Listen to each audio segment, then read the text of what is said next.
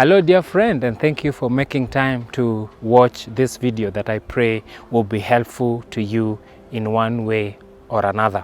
I like to watch and learn from different natural features, and in recent times I came across a lesson from an eagle, and I learned that from multiple kilometers it's able to spot its prey and go for it, and because of that it's always successful. This next few minutes, I would like to just talk briefly about focus. Focus is being able to prioritize on a few or specific things that are more beneficial as compared to the rest of the things.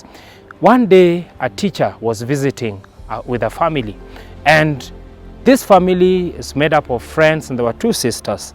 One sister was busy attending to, of course, the needs of the hospitality, and one of the other sisters was seated down. Of course, you must have come across that story. This is Martha, Mary, and Jesus. Now, when Martha complained about the sister just sitting, the master made an interesting comment. He said, you know what? Your sister has picked or identified the better thing, and it will not be taken from her. What do we learn from this? That sometimes we can be busy doing many things, and it's not that those things are bad, but it's just that we have lost the area that we should have focused on. Because guess what? The master, the teacher, was visiting, and perhaps the better thing or the more important thing was to sit and learn from the teacher. But she was all over the place. I don't know about you, but sometimes in the course of life, we are so busy with many things, and there are many good things, but in the process of pursuing all those things, we get to miss out on the most important things. Somebody a while back shared an interesting story or concept with me in another environment, and was saying that sometimes when you get to the carpenter's place, you can see the bunch or bulk of sawdust, but you also see the furniture.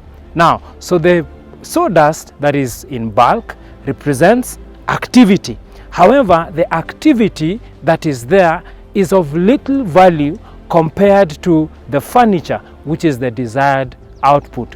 So would you say, and thinking about your life for a moment, would you say that you're too busy with many activities and perhaps there's little product out of that? Maybe then it is time for you to focus. And what's focus? Just narrowing down on a few things that are better, a few things that are more productive, so that you can get the better out of your time. Remember something that is ironical. All of us have 24 hours in a day, and the difference between any two people is how they make use of their time. So the question is, how do I choose what to focus on in view of these many things that are demanding of my time? Maybe two quick thoughts. Number one, what is more important for you? And the importance here is not what you think or what you feel at the moment, but what is going to be directing your life towards the aspiration that you're looking for. For example, if I want to be the best teacher, then maybe preparing for my classes or reading or developing my lessons plan is more important than sitting down and watching TV. For example, I'm not saying that watching TV is not important, but it's just that in the direction that I want to go, this is more important than the other. The second tip, perhaps, that can help us to narrow down on our focus is what is going to count for a longer time.